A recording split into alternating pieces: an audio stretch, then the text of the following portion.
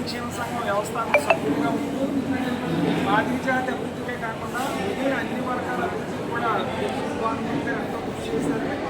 తదనంతర కాలంలో రామచంద్రపురం మున్సిపల్ పురపాలక సంఘం కౌన్సిలర్గా కూడా ఆయన తెలుగుదేశం పార్టీ తరఫున బాధ్యతలు వహించడం, అంతేకాకుండా ప్రస్తుత డాక్టర్ బిఆర్ అంబేద్కర్ కోనసీమ ముమ్మడివరం నియోజకవర్గానికి తెలుగుదేశం పార్టీ తరఫున పరిశీలనగా కూడా ఆయన సేవలు అందించింది.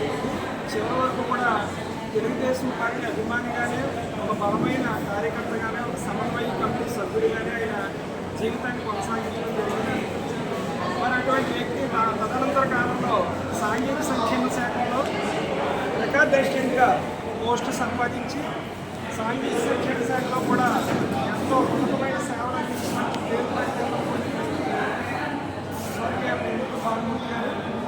మరి ఆయన పనిచేసిన కాలంలో ఎక్కువ కాలమే ఆయన ఉద్యోగ నిర్వహణ చేసినప్పటికీ ఆయన పనిచేసిన కాలంలో ఎంతోమంది ఎస్సీ బీసీ వర్గాలకు చెందిన విద్యార్థులను ఆ రెసిడెన్షియల్ స్కూల్లో జాయిన్ చేయించడం, వారిని చదివించడం, వారికి ఏదైనా అవసరమైతే ఆ అవసరాన్ని కూడా అతిథిగా కూడా ఆయన సేవలు అందించడం జరిగింది.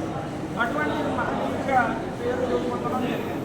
అంతేకాకుండా ఎంఆర్పిఎస్ బాలిక రిజర్వేషన్ పోరాట సమితిలో కూడా ఆయన భాగస్వామ్యంలో ఉంటూ ఎవరైతే బాలిక రిజర్వేషన్ పోరాట సమితిలో హక్కుల కోసం పోరాటం చేస్తున్నారో మందకృష్ణ దగ్గర నుంచి జిల్లా స్థాయి అలాగే జిల్లా స్థాయి ప్రతి ఒక్కరికి కూడా ఆయన ఎంతో ఉన్నతంగా ఉంటూ ఆర్థికంగా కానీ ఆర్థికంగా కానీ అలాగే జన బలంగా కానీ ఆయన ఎప్పుడూ కూడా ఉన్నతంగా ఉండేవారు.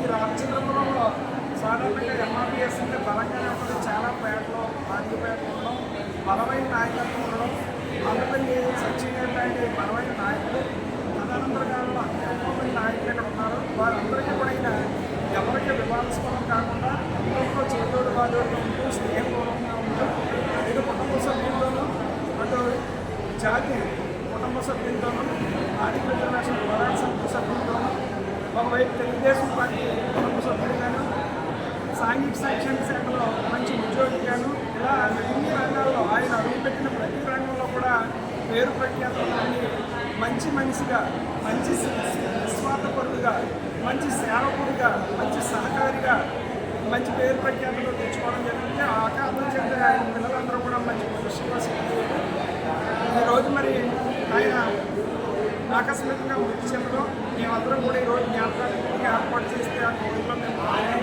ఆయన సేవలు స్మరించడం జరిగింది.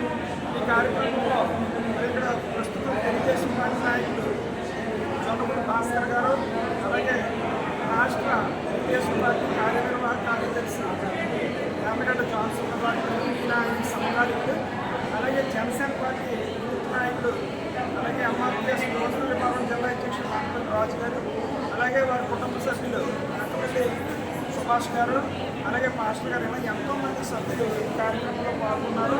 మరి అడ్వాన్స్గా ఘనంగా ఆయన నివాళులర్పించడం జరిగింది. వారికి వారి అకాల మరణాన్ని సిద్ధిస్తూ వారికి పుణ్యలోకాలు ప్రసాదించాలని చెప్పి ఆయన ఆత్మకు శాంతి కలగాలని మాత్రం ఆయన దేవదేవుడు ప్రార్థిస్తూ వారి కుటుంబ సభ్యులకు మా ప్రగాఢ స్వాగతం తెలియజేస్తున్నాను. ధన్యవాదాలు.